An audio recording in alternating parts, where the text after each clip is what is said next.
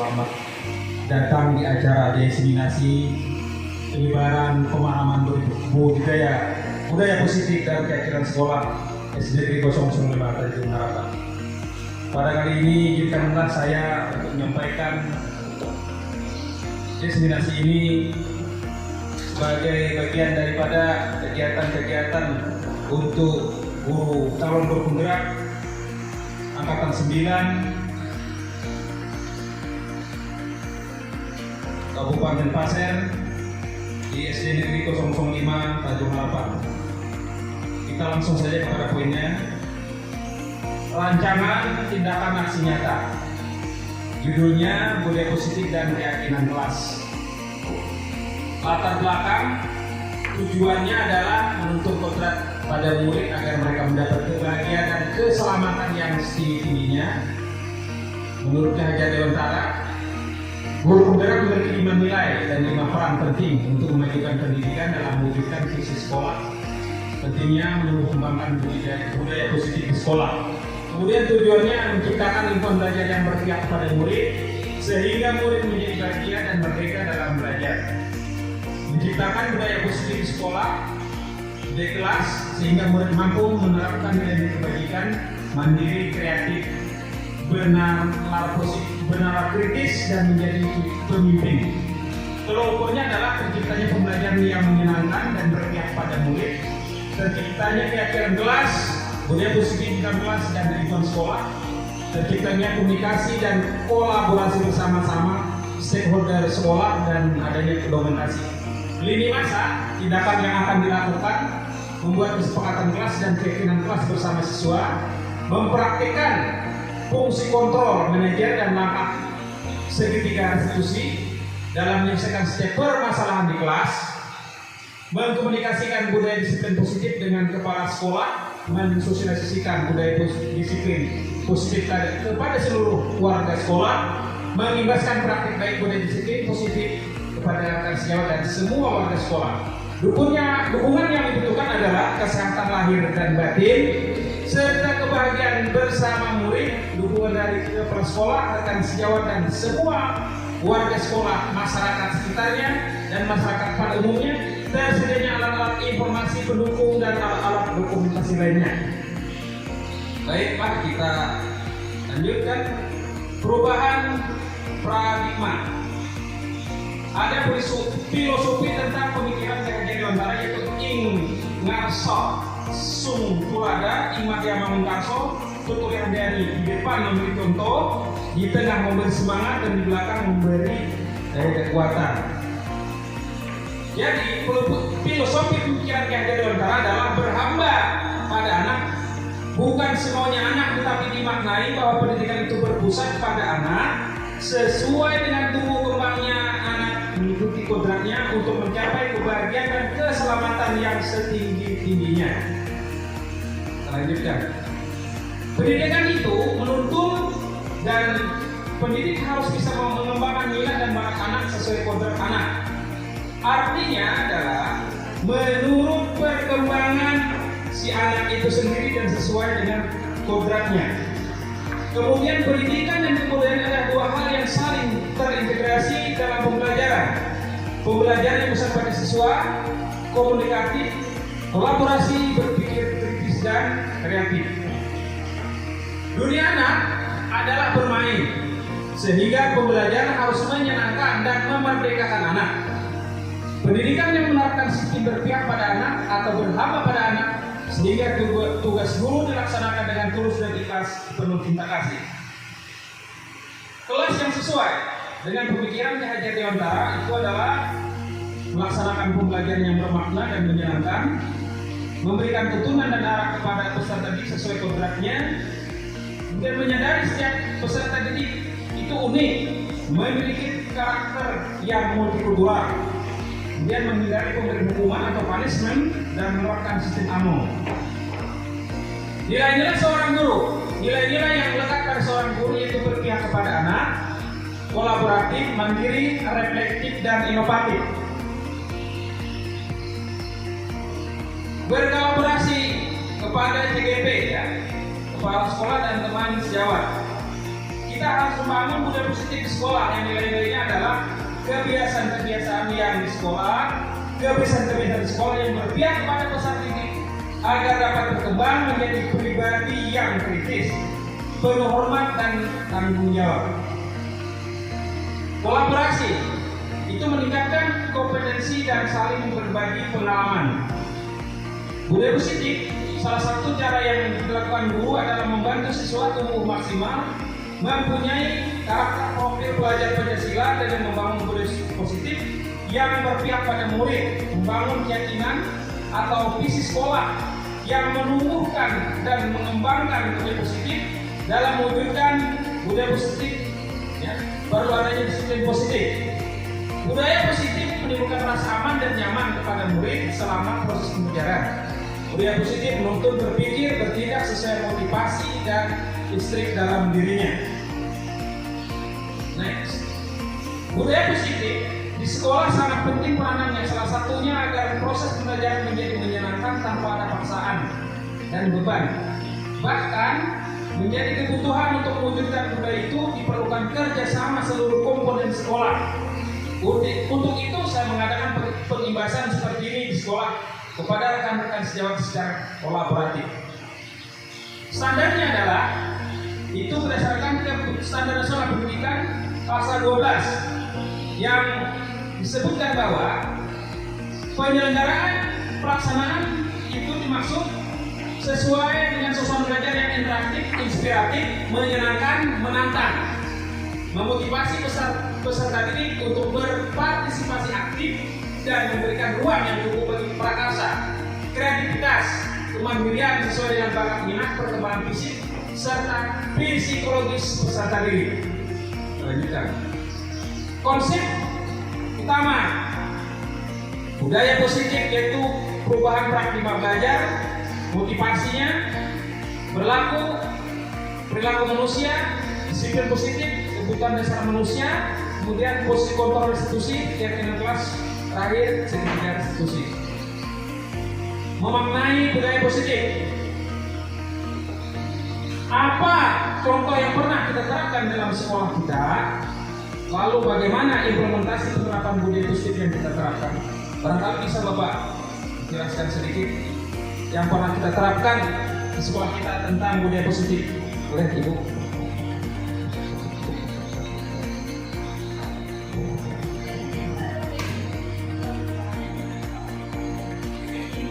Contoh budaya positif sudah diterapkan di sekolah kita, yang sudah kita jalankan seperti ini Pak.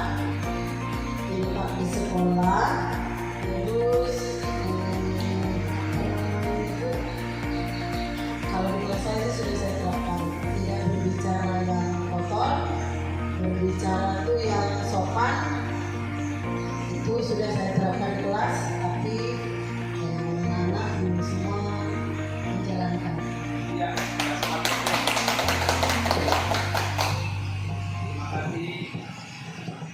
terima kasih Ibu. Cukup bagus sekali, baik sekali penjelasan Ibu. Itu minta. Kemudian untuk tidak berkata yang tidak pantas itu merupakan, itu harus kita budayakan. Kita pelan-pelan kita terapkan dalam kehidupan kita sehari-hari untuk di sekolah. Kita lanjutkan. Pembelajaran dengan paradigma baru, disiplin erat kaitannya dengan teori kontrol yang digunakan guru kita ketika menghadapi murid.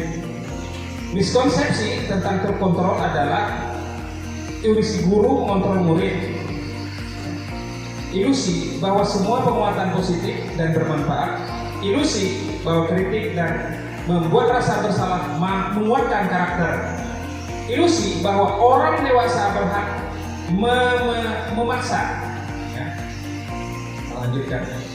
Stimulus respon lawan terkontrol. Stimulus respon tentang dunia, realitas, kebutuhan kita sama. Kemudian teori kontrol tentang dunia, realitas, kebutuhan kita berbeda. Kemudian semua orang melihat hal yang sama. Setiap orang memiliki gambaran berbeda. Kita mencoba mengubah orang agar berpandangan sama dengan kita, itu stimulus, respon. Kemudian teori kontrolnya, semua perilaku memiliki tujuan. Orang lain bisa mengontrol saya, hanya Anda yang bisa mengontrol dari Anda. Saya bisa mengontrol orang lain, Anda tidak bisa mengontrol orang lain. Pemaksaan ada pada saat bujukan yang gagal. Kemudian ada konsensus, kolaborasi, menciptakan pilihan baru. Berpikir menang atau kalah, berpikir menang dan menang. Itu teori kontrolnya tentang dunia. Kita lanjutkan. Disiplin positif itu, tujuan darinya disiplin positif adalah menanamkan motivasi kepada murid-murid kita, yaitu untuk menjadi orang yang mereka inginkan dan menghargai diri sendiri dengan nilai-nilai yang mereka percaya. Ketika murid-murid kita memiliki motivasi tersebut, mereka telah memiliki motivasi intrinsik yang berdampak jangka panjang. Motivasi tidak akan berpengaruh pada hukuman atau hadiah. Mereka akan tetap berlaku baik dan berlandaskan nilai-nilai kebajikan. Karena mereka ingin menjadi orang yang menjunjung tinggi nilai-nilai yang mereka hargai atau mencapai suatu tujuan. Nilai-nilai kebajikan itu ada di dalam profil pelajar Pancasila, yaitu beriman, bertakwa kepada Tuhan Yang Maha Esa, dan berakhlak mulia, mandiri, bernalar kritis, kebaikan global, bergotong royong, dan kreatif. Motivasi perilaku manusia, ya, itu ada easy, medium, dan difficult. Mudah, sedang, sangat sulit. Untuk menghindari, biasanya mudah itu untuk menghindari ketidaknyamanan atau hukuman. Kemudian yang sedangnya untuk mendapatkan imbalan atau penghargaan dari orang lain. Yang paling sulit adalah untuk menjadi orang yang mereka inginkan dan menghargai diri sendiri dengan nilai-nilai yang mereka percaya. Kita lanjutkan. Kebutuhan dasar manusia itu ada bertahan hidup, kasih sayang, dan rasa diterima, penguasaan, kebebasan, dan kesenangan.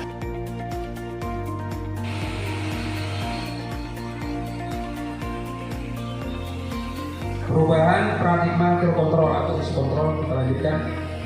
Menurut Dr. William Glasser bahwa beliau meluruskan teori konsep itu tadi, teori kontrol, bahwasanya ilusi guru mengontrol murid itu miskonsep.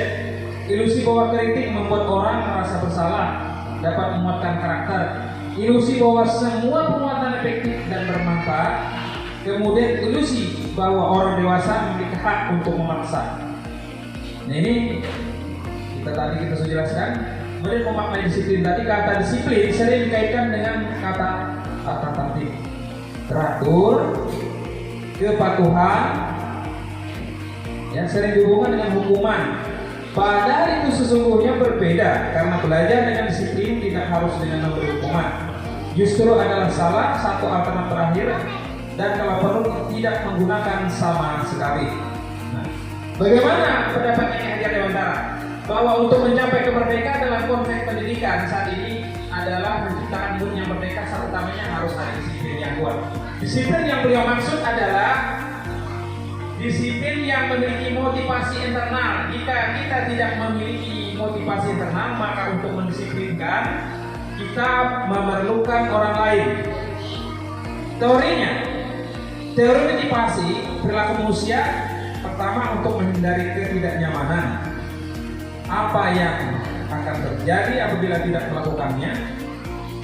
Dua, untuk mendapatkan imbalan dari orang atau institusi, apa yang akan saya dapatkan apabila saya melakukannya. Kemudian untuk menghargai diri sendiri menjadi insan sesuai harapan kita. Yang terakhir, saya akan menjadi orang yang seperti apa bila saya melakukannya. Nah itu sebenarnya tujuannya daripada disiplin positif. Nah juga positif itu ada lingkungan positif, keyakinan kelas, dan peraturan kelas. Keyakinan kelas, hukuman dan penghargaan. Mengapa tidak peraturan saja? Mengapa harus keyakinan kelas? Mengapa kita tidak memiliki peraturan harus menggunakan nilai bila mengendarai kendaraan roda 2? Mengapa kita memiliki peraturan 3 meter menggunakan masker, mencuci tangan, menjaga jarak 1,5 meter. Mengapa kita memiliki peraturan harus datang tepat waktu pada saat mengikuti pelatihan? Nah, itu untuk mendukung motivasi intrinsik, kembali ke nilai-nilai keyakinan lebih menggerakkan seseorang dibandingkan serangkaian peraturan. Jadi kadang-kadang kita kalau menulis peraturan kita harus begini. Jadi nanti kita bahas juga tentang keyakinan kelas. Sebenarnya keyakinan kelas itu apa yang ada di dalam hati siswa kita, apa yang ada di dalam dirinya, itu yang harus kita angkat. Nah, pada saat ini untuk kita masih perlu belajar dan perlu terus belajar untuk mencoba keyakinan kelas yang ada pada di kelas kita sendiri. Keyakinan kelas adalah nilai-nilai kebajikan atau prinsip-prinsip universal yang disepakati secara universal lepas dari latar belakang suku, negara, bahasa ataupun agama. Jadi menurut dosen, suatu keyakinan akan lebih memotivasi seseorang jika muncul dari dalam. Seseorang akan lebih bersemangat dan menjalankan keyakinannya daripada hanya sekedar mengikuti serangkaian peraturan. Jadi kalau kita pahami bahwasanya bagaimana menumbuhkan di dalam diri si anak ini, dalam diri si anak ini memiliki kesadaran, itu mungkin yang dikatakan keyakinan kelas. Menumbuhkan hati nurani anak. Jadi kita bicara pada restitusi kelas atau keyakinan kelas ini ya, untuk kembali kepada keyakinan tentang hati nurani. Ya. Lalu bagaimana implementasinya? Pembentukan keyakinan kelas itu bersifat abstrak daripada peraturan yang lebih rinci dan konkret. Keyakinan kelas itu pernyataan universal. Pernyataan keyakinan kelas senantiasa dibuat dalam bentuk positif. Hendaknya tidak terlalu banyak sehingga mudah diingat dan dipahami. Semua warga kelas sebaiknya ikut berkontribusi dalam membuat kegiatan kelas lewat curah pendapat. Kemudian bersedia kembali meninjau keyakinan kelas dari waktu ke waktu. Nah, ini contoh nih. Peraturan selalu kembalikan buku ke tempatnya. Keyakinan berarti itu tanggung jawab. Dilarang mengganggu orang lain, berarti menghormati orang lain dan diri sendiri. Hadir di sekolah 15 menit sebelum pembelajaran dimulai, berarti menghormati orang lain. Komitmennya apa? Pada tujuan berkomitmen. Dilarang melakukan kekerasan. Keyakinan kelas berarti keselamatan, menghormati orang lain. Dilarang menggunakan narkoba, berarti tentang nilai kebajikan yang ditujukan untuk kesehatan. Bergantian atau antri, berarti menghormati orang lain dengan penuh kesabaran. Menggunakan masker itu menjaga kesehatan dan keselamatan orang lain. Jangan berlari kelas atau koridor, itu berarti nilai-nilai untuk kesehatan, untuk keselamatan dan keamanan. Baik, kita lanjutkan. Dihukum oleh penghargaan. Ada beberapa hal ya, tentang pengaruh jangka pendek dan jangka panjang. Penghargaan menghukum, penghargaan mengurangi ketepatan, penghargaan tidak efektif, dan penghargaan merusak hubungan. Tindakan buruk. Jadi contohnya ya, mencatat 100 kali di dalam buku kalimatnya saya tidak akan terlambat lagi karena terlambat ke sekolah. Itu kira-kira menurut ibu itu hukuman atau konsekuensi? Ya, konsekuensi. Ada yang mengatakan konsekuensi. Bagaimana yang lain? Mencatat 100 kali dalam buku kalimat yang tidak akan terlambat lagi karena terlambat ke sekolah. Nah ini. Lari memilih lapangan basket 2 kali karena terlambat hadir di sekolah, itu hukuman atau konsekuensi? Hukuman. Terus murid diminta push up 15 kali karena tidak menggunakan masker di sekolah, hukuman atau konsekuensi? Konsekuensi. Ya. Mengganti kertas tugas teman yang telah dicoret-coret, konsekuensi. Membersihkan tumpahan air di meja tulis karena tersenggol pada saat belajar, konsekuensi. Meminta murid tidak mengenakan sepatu seharian di sekolah karena tidak menggunakan sepatu hitam,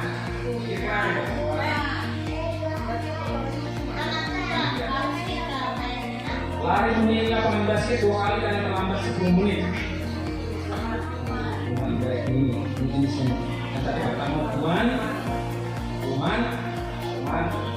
konsekuensi dan lanjutkan. Apa sebenarnya perbedaan hukuman dan konsekuensi adalah sesuatu yang menyakitkan. Kalau hukuman, anak sakit hati atau fisik, anak benci disiplin, terpaksa dia mendorong menyakiti diri sendiri, konsep diri yang buruk, anak belajar untuk menyembunyikan kesalahan, marah, merasa bersalah, dipermalukan, merasa tak dihargai, itu hukuman. Kalau konsekuensi, sesuatu harus terjadi, anak merasa tidak nyaman dalam jangka waktu pendek, anak menghargai disiplin, stimulus atau tanggapan, mendorong anak agar mudah menyelesaikan diri, konsep diri yang baik, anak belajar untuk mematuhi peraturan, kehilangan hak, dibuat tidak nyaman, diasingkan untuk sementara waktu atau time out. Nah, ini kebutuhan dasar manusia. Ada cinta, ada apa survival ya. Cinta, kasih atau diterima, kesenangan, penguasaan dan kebebasan, itu kebutuhan dasar manusia. Dia ada 5 ya. Kebutuhan dasar manusia. Ini ada kasus ini, kita lakukan kasus. Ibu Ani guru kelas 5 di SD Pelita Hati sedang bingung menghadapi ulah salah satu murid di kelasnya. Agus, beberapa anak telah datang dan mengeluhkan anak Agus yang sekali meminta bekal makan siang mereka dengan paksa. Jika Anda menghadapi situasi seperti itu, Ani, apa yang akan Anda lakukan? Kira-kira menurut Anda bagaimana alasannya agar Agus melakukan hal itu? Ya, mungkin bisa diinginkan. Kita sambil diskusi aja sebentar ya. Sebentar.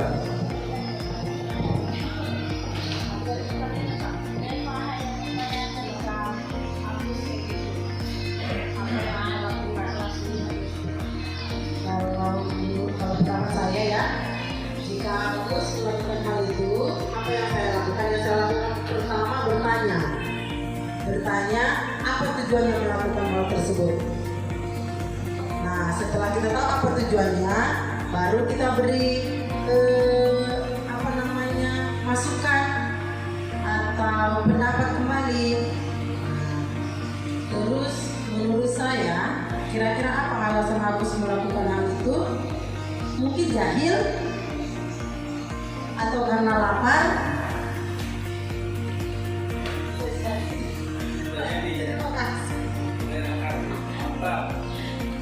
Ada lagi Bu?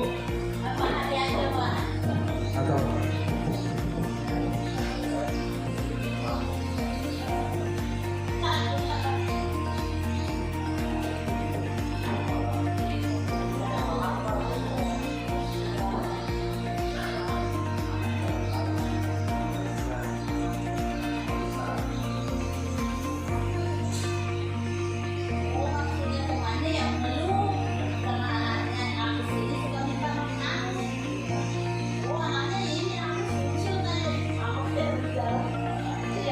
Jadi kalau menurut pendapat saya dari kasus yang ada ini, pertama yang harus kita lakukan sebagai Ibu Ani yaitu memanggil si Agus untuk menanyakan terlebih dahulu apa alasan si Agus meminta bekal makan siang temannya dengan paksa. Karena ada satu pemikiran si Agus tadi ini bisa melakukan hal-hal seperti itu dikarenakan mungkin dari rumahnya tidak diberikan sesuatu sangu lah bahasanya dari orang tuanya. Jadi setelah kita panggil dan kita mengetahui apabila itu memang suatu tindakan pelanggaran, maka ada konsekuensi yang diberikan kepada si Agus atau yang diterima oleh Agus agar dia tidak mengulangi lagi perbuatannya. Namun bila secara terus-menerus dilakukan seperti itu, maka tindakan lanjutannya yaitu kita memanggil orang tuanya. Kenapa seperti itu? Mungkin itu Pak.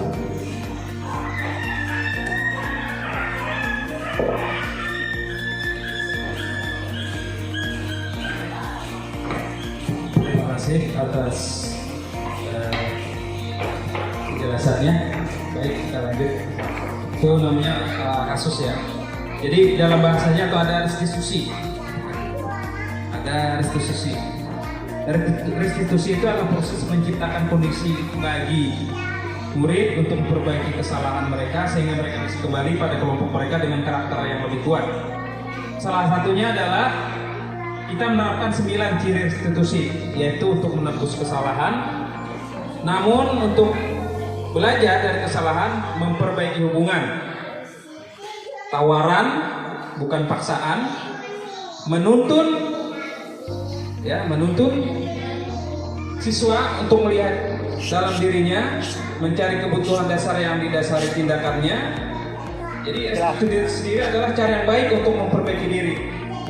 Tadi ada 2 pendapat, saya bagus sekali. Jadi salah satunya yang kita lakukan adalah kita melakukan apa? Restitusi segitiga, ya. Kita restitusi segitiga. Ini kita singkat saja. Bahwasanya kamu tentu punya alasan mengapa melakukan itu. Saya bla bla bla bla. Saya Agus tadi. Kalau kita amati bahwasanya bisa saja Agus itu lapar, bisa saja Agus itu tadi usil atau jahil, bisa saja mereka memang tidak punya apa-apa lagi di rumah yang dimakannya. Dan salah satunya itulah yang mungkin harus kita kita angkat. Kenapa nak? Adakah cara yang lebih efektif untuk mendapatkan apa yang kamu butuhkan? Nah, itu salah satunya ada menstabilkan validasi. Ya. Nah, kemudian baru kita buat keyakinannya. Setelah itu kita beri pemahamannya, kita ajak anak ini lebih bersemangat. Ya, yang diutamakan adalah diskusi barangkali. Pendekatan itu yang lebih diutamakan. Ya. Pendekatan itu. Mungkin itu saja yang bisa saya sampaikan pada hari ini. Kiranya mohon maaf atas segala kekurangan. Karena kita singkat saja penjelasannya, tidak panjang lebar. Waktu kita yang sangat terbatas pada acara ini. Saya sudahi. Kalau ada kata salah dan hilaf dari saya, Assalamualaikum warahmatullahi wabarakatuh.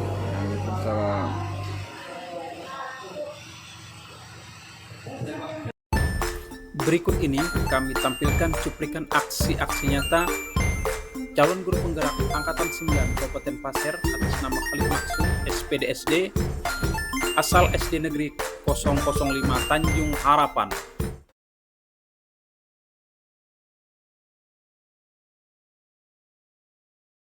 Apa alasanmu?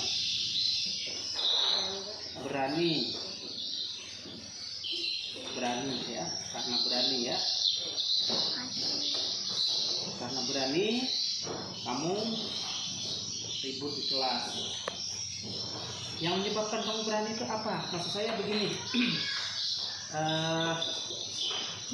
apakah kamu diajak teman-teman, kamu sering ribut? Sering diajak teman, ya, kalau ribut-ribut di kelas,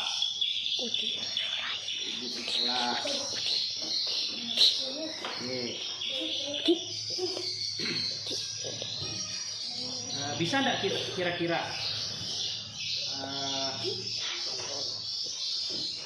kita tidak ribut di kelas? Oh, bisa kita tidak ribut di kelas.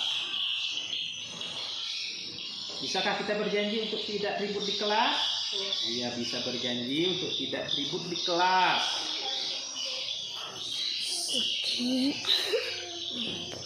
Ribut di kelas. Kemudian kalian tahu nggak apa peraturan kelas? Tahu peraturan kelas? Oh, tahu peraturan kelas. Apa peraturan kelas kita? Dilarang ribut di dalam kelas. Bisa kita berjanji ya, kita harus baik-baik ya. Nah, mulai sekarang kita harus baik-baik ya untuk tidak ribut di kelas. Oh iya, mulai sekarang kita harus baik-baik, tidak lagi ribut di kelas. Kita tidak lagi mengganggu temannya, tidak lagi mengganggu temannya atau mengolok-olok temannya. Oke. Baik. Nah, dengan demikian saya harap nanti ya, kalau sudah kita sudah wawancara, kita sudah berdiskusi seperti ini, Bapak sudah kasih nasihat, nanti kalian lebih bagus dari yang sebelumnya. Siap ya? Ya, oke, stop dah. Apa alasannya tidak menyukai pelajaran IPA?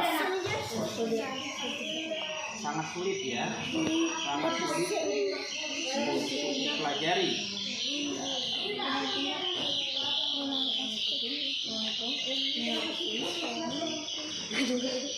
Jika sangat sulit dipelajari,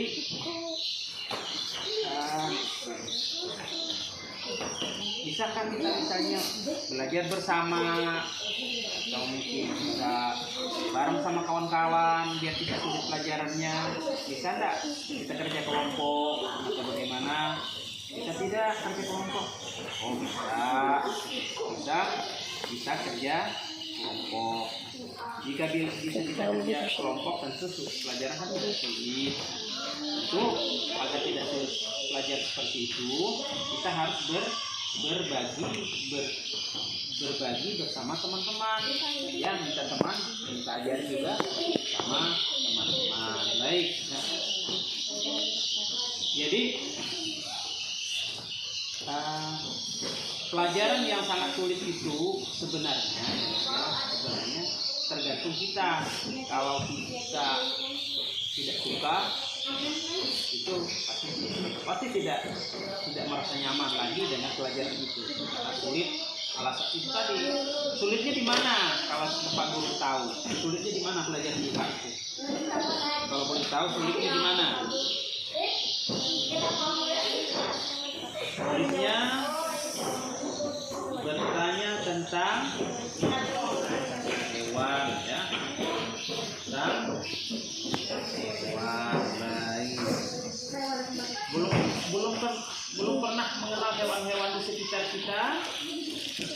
Oh sering, kalau sering kan ketemu udah tuh. Ya kalau sering kayak kan hewan juga, ikan juga hewan. Ya. Manuk juga, ayam juga hewan. Ya. Baik, kita lanjutkan. Nah, mau tak cari yang termudah untuk mempelajari itu? Pelajari IPA. Baik. Sering-sering kita apa? Sering-sering kita bertanya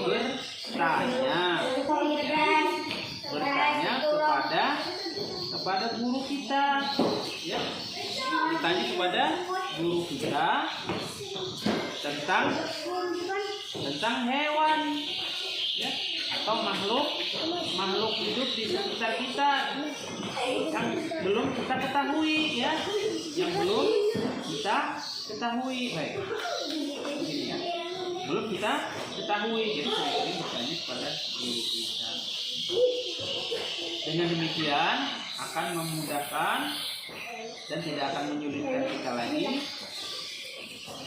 mempelajari pelajaran. Apa tadi caranya tadi? Apa tadi caranya? Sering-sering bertanya, sering-sering banyak-banyak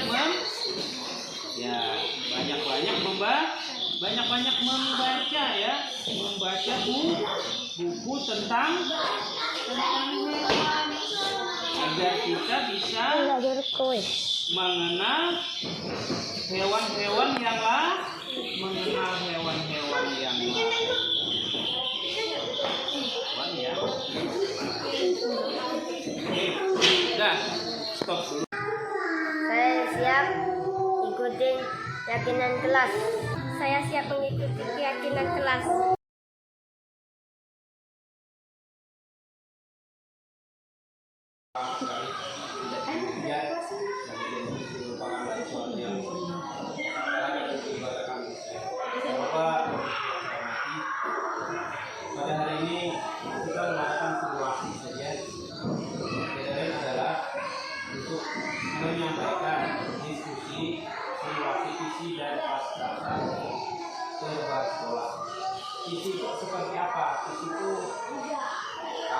impian yang benar kita wujudkan di kedepannya. Visi. Kemudian prakarsa perubahan itu usaha-usaha untuk merubah yang perlu kita rubah sedikit demi sedikit, apa yang bisa diubah. Paling tidak 1 poin, 3 poin lah, itu yang kita maksudkan. Kemudian selebihnya daripada itu kita bertahap demi bertahap sesuai dengan arahan dari Bapak BP tadi. Kami juga menyediakan ya kalimat penumpang tentang cita-cita murid. Nanti kita bisa pelan-pelan kita diskusikan. Tidak banyak nih, tidak banyak isinya, kita bersama-sama kita. Namun ada satu gambaran bagi saya. Visi itu yang saya coba unek-unek saya buat ya. Dan wujudnya siswa berprestasi yang berkarakter selaras dengan profil nah itu simulasi yang saya angkat ini visi dan misinya seperti itu. Kemudian prakarsa perubahan itu dan wujudnya siswa berkarakter siswa yang berprestasi berkarakter selaras dengan profil Pancasila dengan wujud kemandirian.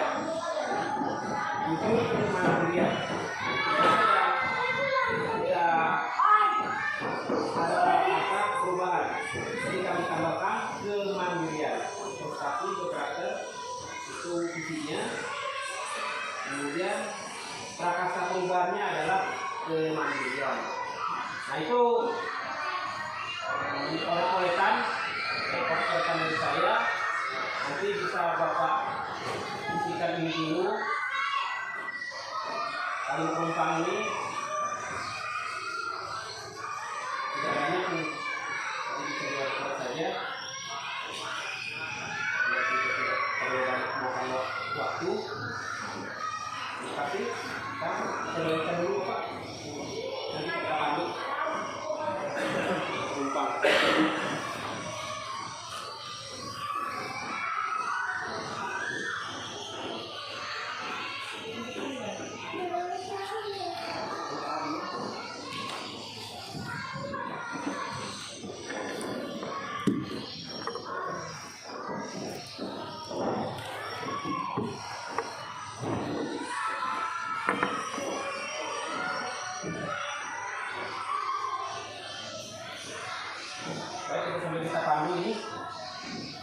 Kalau menumpang cita-cita untuk murid, kita menentukan murid-murid yang maunya kita seperti apa, boleh apa mau Bapak pengennya seperti apa kemudian kita percaya bahwa murid adalah seperti apa. Murid ini adalah, kalau kita kasih gambaran, itu adalah harta kekayaan kita, kalau misalnya aset kita, pokoknya apalah. Menurut yang ibu bagaimana? Kita percaya bahwa adalah sisi-sisi bla bla bla bla. Seperti apa murid kita? Nah, kemudian di sekolah kita mengutamakan apa yang mengutamakan apa sekolah kita. Jadi boleh dari sisi masing-masing.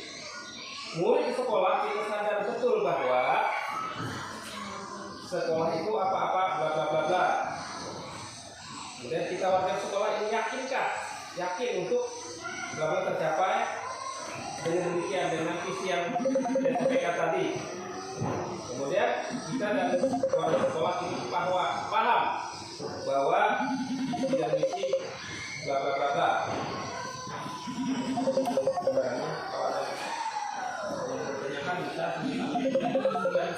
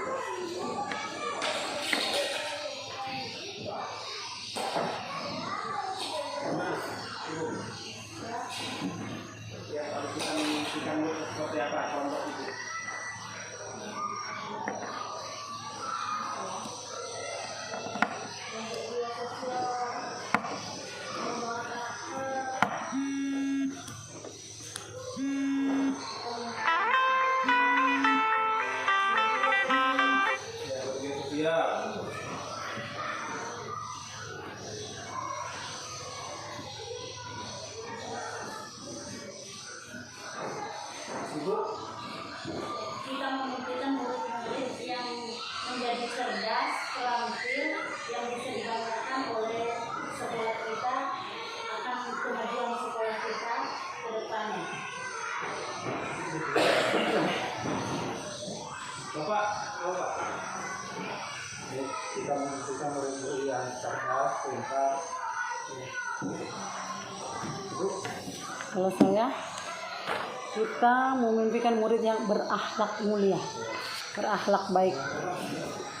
Kalau saya memberikan murid yang berakhlak baik sehingga ilmu yang diterima dapat digunakan di masyarakat. Lanjutkan ya. Kita percaya bahwa murid adalah Murid itu tidak ada yang bodoh, Pak, pintar semua.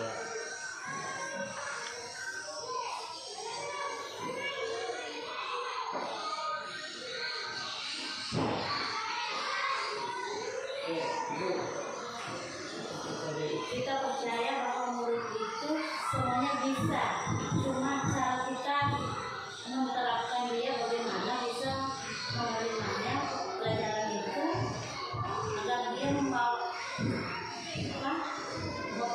agar dia bisa mengembangkan apa yang diterimanya. murid adalah anak yang rajin, disiplin, dan berakhlak mulia.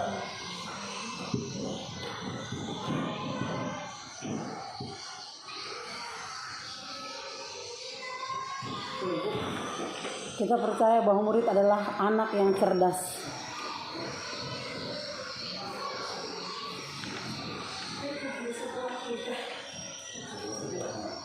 Kalau saya percaya murid adalah generasi penuh masyarakat.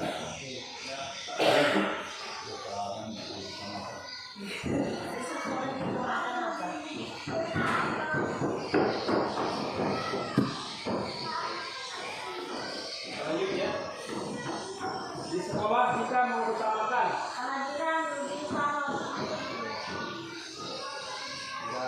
Kehadiran siswa lebih utama.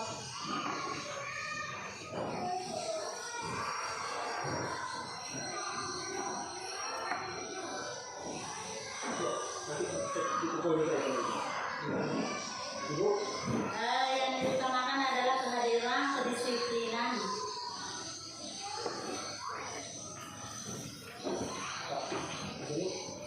Kehadiran, kepedulian,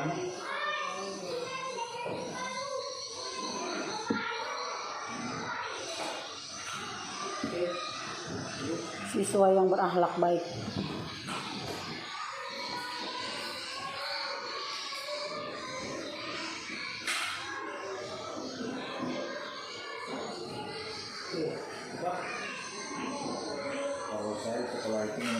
Selanjutnya, dulu di sekolah kita sadar betul bahwa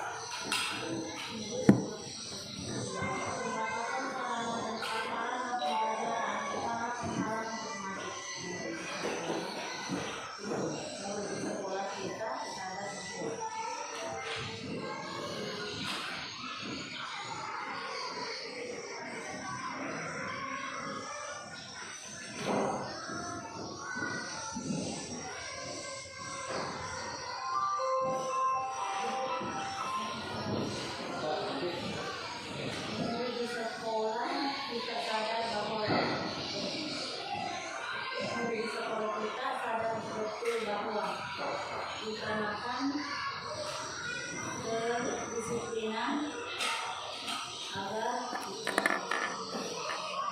kelancaran proses belajar berjalan.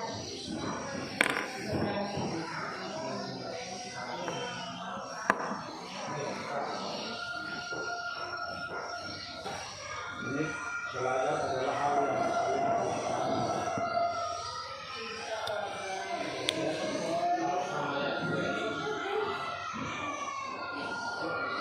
sama kayak Pak ini, belajar penting.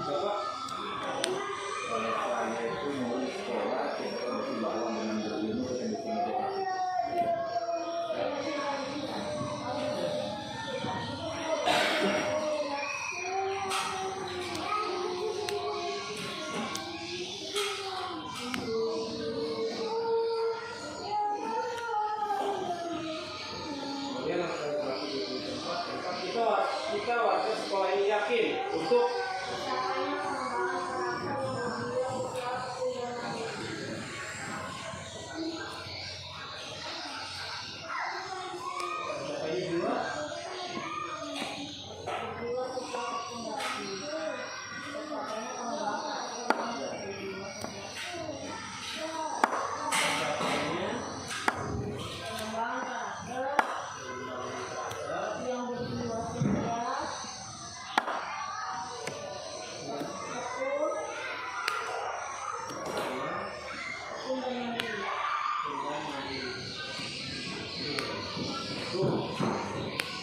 Kita warga sekolah ini yakin bahwa karakter itu perlu dilaksanakan di lingkungan sekolah ini, karena tanpa adanya karakter di sekolah ini tidak mungkin berjalan.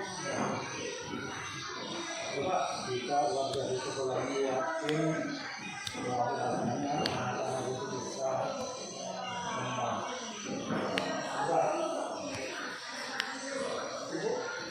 Kita yakin di sekolah ini, kita warga di sekolah ini yakin untuk bisa menerapkan sekolah yang baik, yang berkarakter baik, yang berkarakter. Sekolah berkarakter.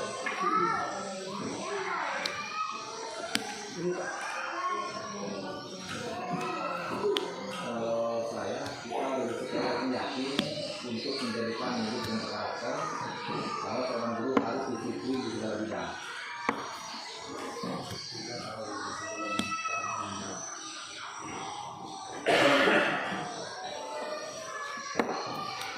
Oke, terakhir kita dan warga di sekolah ini paham bahwa Visi dan visi pengembangan perlu dieksploitasi.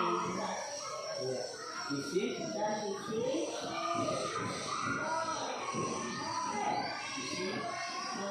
pengembangan perlu di era pendidikan. Visi dan misi sekolah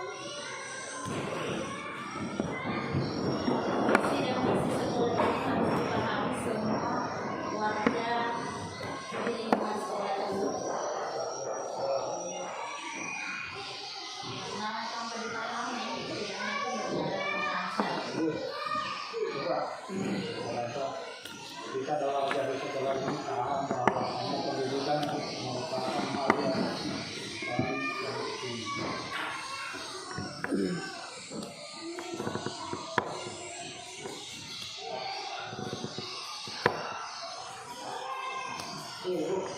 Kita dan warga di sekolah ini paham bahwa siswa yang berakhlak baik adalah harta yang tak ternilai.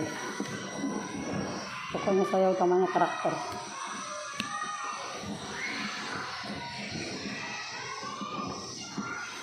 Maka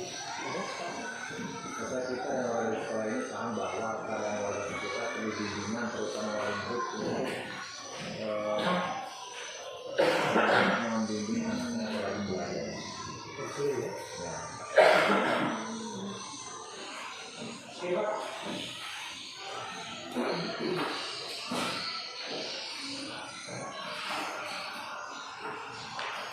Ini setelah kita ini kan, jadi kita disiplin. Berarti ini Jadi berkarakter melalui lain ya, dan berkarakter melalui dengan ilmu, apalagi masuk semua maksudnya dengan ilmu yang bermanfaat lah. Coba Fajri. Pak Fajri, apa Bu? Ini kok isinya Bu? Ini siswa berkarakter untuk isinya. Iya. Ini kan sudah tadi ya? Siswa berkarakter dengan ilmu.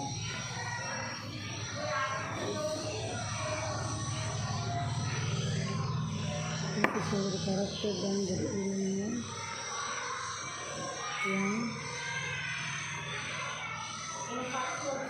Ya? Yang inovatif, ilmu yang inovatif. Inovatif itu di pengembangan nih. Boleh juga diganti dengan inovatif. Jadi siswa berkarakter dengan inovatif sesuai dengan profil pelajar Pancasila. Oke. Yang mandiri ya, dengan dimensi mandiri, boleh. Dengan apa tadi? Inovatif. Terus sesuai apa selaras boleh? Sesuai dengan profil pelajar Pancasila, dimensi mandiri ya, dimensi terserah. Dimensi mulai nanti ini kita boleh yang sederhana lah, yang lebih mudah lah kita. Ini kan di sini kan nanti diperagakan satu perubahan kita ini kan ikiannya, ini aplikasinya gitu loh. Kira-kira mana yang mudah kita aplikasikan? Yang mudah kita aplikasikan mana kira-kira Bapak Ibu? Iya, sedikit saja kita. Kalau misalnya berkarakter itu berjiwa sosial, paling tidak dia ngasih ke sama temannya, ngasih apa, jajan dan sebagainya, contohnya mau berbagi. Kemudian kalau berakhlak mulia, santun, itu udah tahu itu kan. Nah, kalau disiplin, kita siswa itu tidak pernah terlambat, tidak selalu mengerjakan tugas. Melalaikan tugas. Nah, itu sudah masuk ke situ. Nah, dimensinya yang mana? Dalam kehadiran masih semua di situ. Dimensinya kalau mandiri boleh atau yang mana? Kita ambil. Kalau dia sosial berarti kita ngambil satu ini berarti paket itu paket dia sosial. Nah, di prakarsa ini nanti ini yang kita ubah. Tadi yang anak-anak pelit, bagaimana kita ubahnya gitu loh. Sebenarnya kan ini misi, baru kita aplikasi gitu loh. Nah, soal aplikasi ini kita harus benar-benar bekerja keras dan kemudian ada perubahan. Kan gini sebenarnya di PDP ini kan kita hanya untuk menggerakkan saja, kita semua bergerak ini kompak bergerak, tidak hanya saya sendiri bergerak, tapi semua kita sama-sama bantu berkolaborasi semuanya. Nah, itulah yang kita capai untuk si anak. Ini kan tujuannya untuk si anak ini akhirnya. Pada dasarnya kan untuk si anak. Apa yang bisa kita laksanakan yang paling dasar dulu. Maksudnya yang paling dasar dulu. Yang kita bisa laksanakan apa kira-kira yang paling dasar? Dimensi boleh lah. Berarti ini dimensinya gotong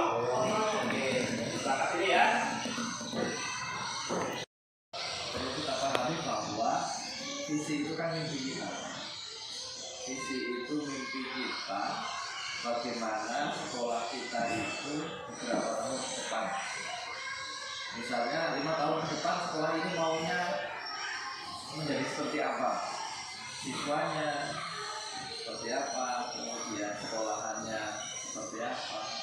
Itu visi. Artinya visi itu kan mimpi. Makanya diawali dengan pertanyaan apa yang Bapak Ibu impikan dari siswa kita. Misalnya siswa kita bisa membuat keterampilan buat pupuk secara mandiri. Saya sudah mencatat beberapa tadi impian dari Bapak Ibu. Ada memimpikan bagaimana siswa itu berkarakter, jiwa sosial, cerdas, adil, dan sebagainya. Nah, dari mimpi-mimpi Bapak Ibu ini, kan mimpi ini akan terwujud ketika kita melakukan sesuatu. Jadi ketika kita memimpikan sesuatu, maka akan terwujud ketika kita melakukan sesuatu. Nah, untuk melakukan itu Bapak Ibu harus melihat sumber daya apa yang dimiliki oleh sekolah. Jadi ketika Bapak Ibu menyusun visi sekolah, visi itu impian yang akan dicapai oleh Bapak Ibu beberapa tahun ke depan. Harapannya itu terukur. Itu Bapak Ibu harus melihat apa yang dimiliki sekolah. Salah satunya adalah apa yang diyakini, apa yang dipercayai, kemudian apa yang disadari. Bagaimana keyakinan kita dengan sekolah, bagaimana kesadaran siswa, kemudian bagaimana pemahaman kita dan orang sekitar sekolah. Ini yang penting kita lakukan. Kenapa? Karena kalau kita membuat visi tapi kita tidak yakin, tidak percaya, ya akhirnya mimpi itu tidak. Nah, Bapak Ibu, ini saya lihat kalau dari semua catatan yang sudah ada, ini memang mengerucut bagaimana sekolah ini memimpikan anak itu punya karakter baik. Yang sudah dirumuskan mempunyai karakter yang mana karakter itu ya banyak. Salah satunya ada disiplinan. Namun Bapak Ibu perlu digarisbawahi bahwa ketika kita menentukan visi ini, kita harus ambil salah satu fokusnya, karena karakter siswa ini banyak. Nah, supaya bisa terukur, bisa terwujud, maka harus fokus dulu. Karakter apa yang ingin dikembangkan di tahun pertama misalnya. Di tahun pertama atau kedua akan fokus ke apa? Misalnya tahun pertama kedua sekolah ini fokus ingin menanamkan kedisiplinan. Nah, berarti Bapak Ibu di program prakarsa perubahannya bagaimana 1 tahun 2 tahun ini lebih banyak berorientasi pada menumbuhkan kedisiplinan. Kemudian misal fokusnya adalah bagaimana menumbuhkan gotong royong, jiwa sosial. Artinya apa? Berarti semua kegiatan di sekolah diupayakan mengakomodir yang namanya kegiatan gotong royong, menunjukkan kebiasaan gotong royong, karakter gotong royong. Misalnya di pembelajaran, berarti Bapak Ibu ketika di dalam kelas pembelajarannya harus menerapkan pola kolaborasi berkelompok, karena dengan berkelompok maka kemudian itu akan terwujud. Ketika pembelajaran kemudian di nah ini yang perlu jadi perhatian.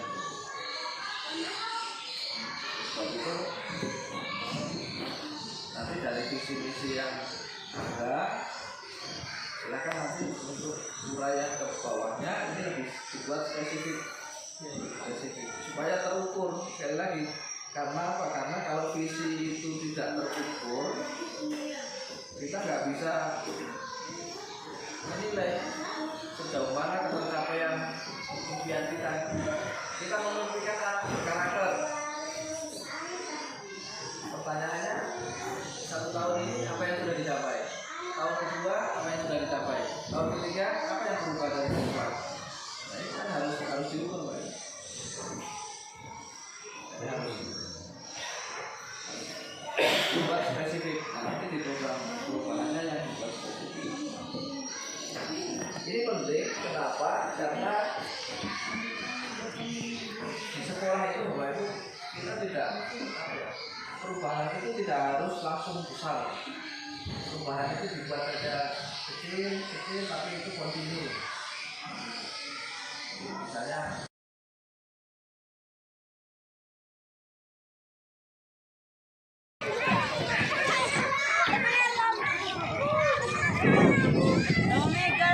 inilah suasana akan melaksanakan upacara bendera di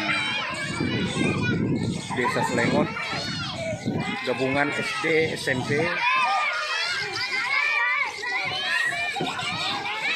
gabungan SD SMP se-Desa Selengot. Karena ini tidak ada jembatannya guys. Nah ini tidak ada jembatan penyeberangan sehingga anak melompat. Khawatir juga ini jatuh ke sungai ini, ke parit ini. Ini tidak dibuatkan tampaknya ini, jembatan ini. Sehingga kalau air pasang ini sangat tinggi dan lapangan juga bisa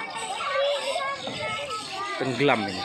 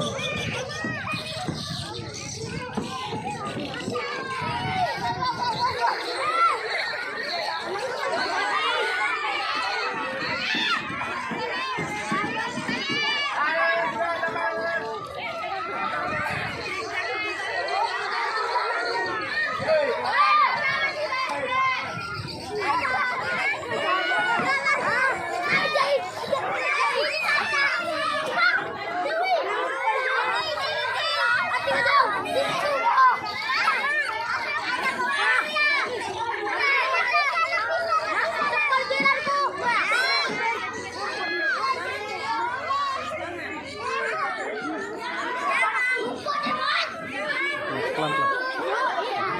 Sana ke sana.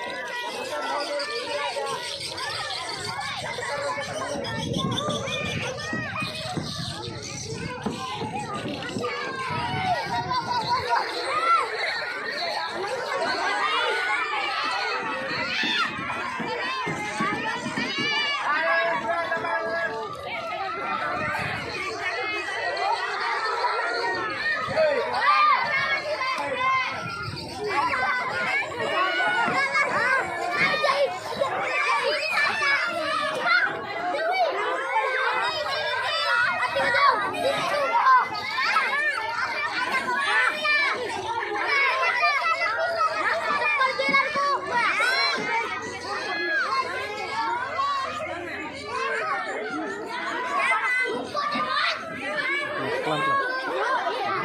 Sana ke sana.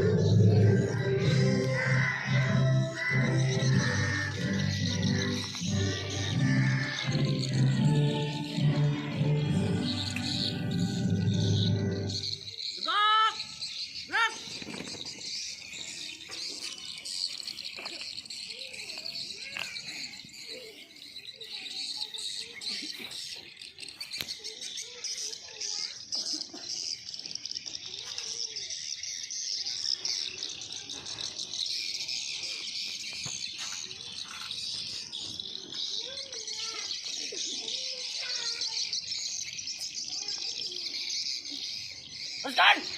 Terus. Forward. Gerak. Gerak. Gerak.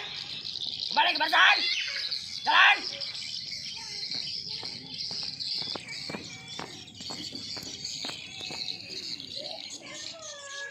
Tutup barisan. Jalan.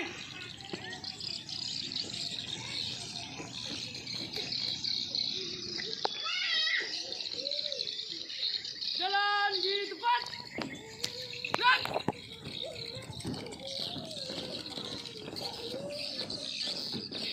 Tegak, tegak, maju. Jalan.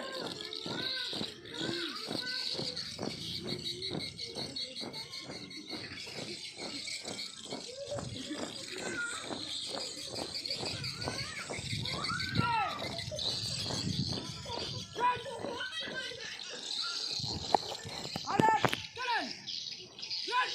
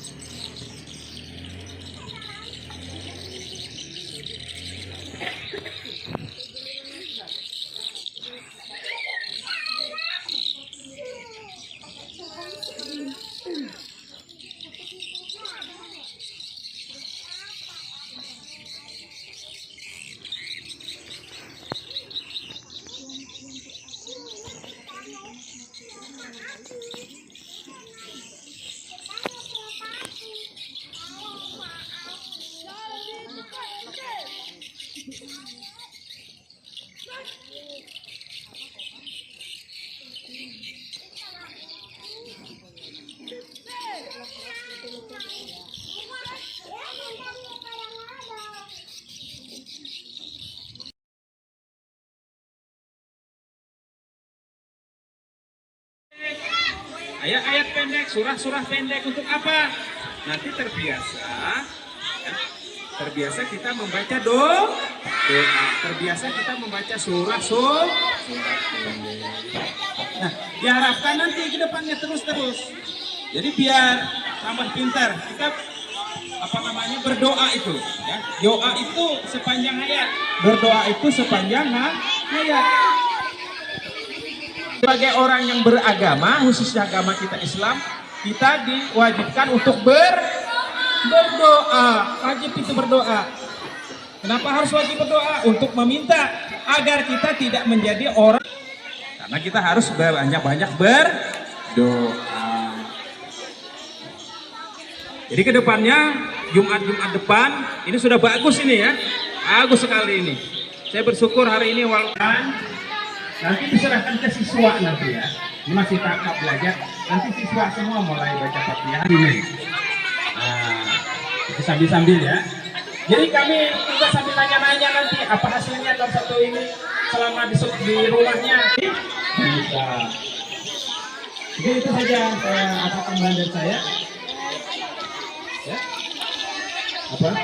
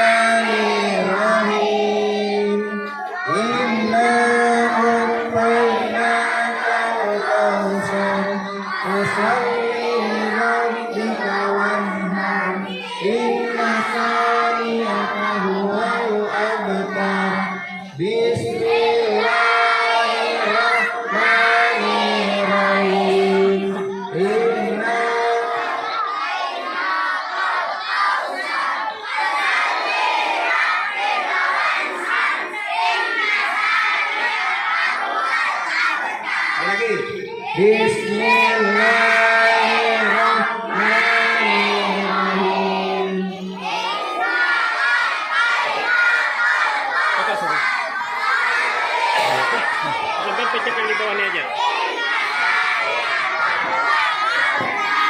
Oke, Bapak mau panggil dulu Ustadz Fauzan. Sini. Ayo maju ikhlas. Ayo. Nah, sudah biarkan aja dia. Kancing dulu baju Pak Ustadz. Iya. Ini jauh-jauh Bapak. Silakan kalian pulang. Ayo, duduk. Ayo duduk semuanya. Bisa ya duduk ya. Oke, duduk sudah. Nah, duduk. Cari tempat yang nyaman lah. Cari tempat yang nyaman.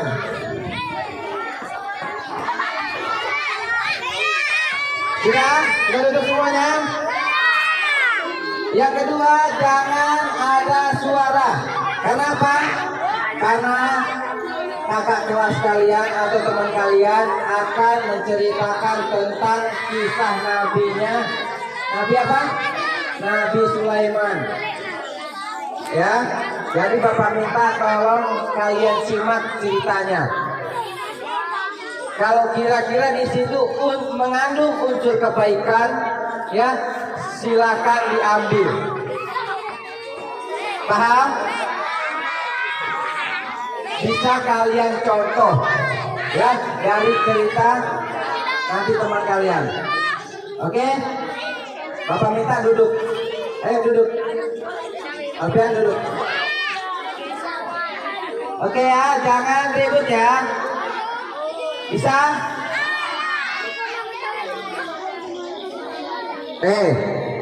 Nih Bapak ada dari Nabi siapa?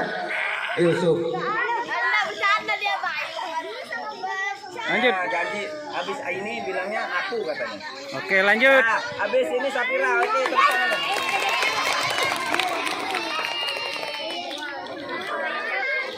Bapak bukakan di sini.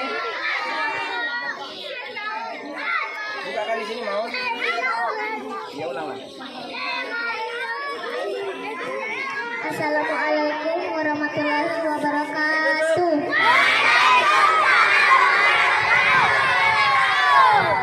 Saya akan menceritakan tentang Nabi Sulaiman. Pada suatu hari Nabi Sulaiman terbang dengan karpetnya dan warga. Bagi lagi bacanya. Pada suatu hari Nabi Sulaiman terbang dengan karpetnya dan warga pun kagum melihat Nabi Sulaiman yang terbang di atas kepala mereka.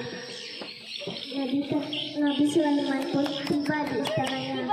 Nabi Sulaiman mempunyai burung yang bernama burung hut-hut. Nabi Sulaiman pun tiba di singgasananya. Dia bertanya kepada semua pengawalnya di situ. Dia bertanya, bagaimana kabar kalian? Dan satu pengawal menyampaikan berita baru. Satu pengawal itu melewati sebuah kota dan penduduk kota itu berbincang-bincang. Penduduk kota itu sangat ingin bertemu dengan Nabi Sulaiman. Tapi karena istana Nabi Sulaiman sangat jauh, mereka mengurungkan niatnya untuk bertemu dengan Nabi Sulaiman. Satu pengawal itu pun mempunyai ide untuk berkunjung di kota itu. Semua pengawal di sana setuju untuk berkunjung ke kota itu. Dan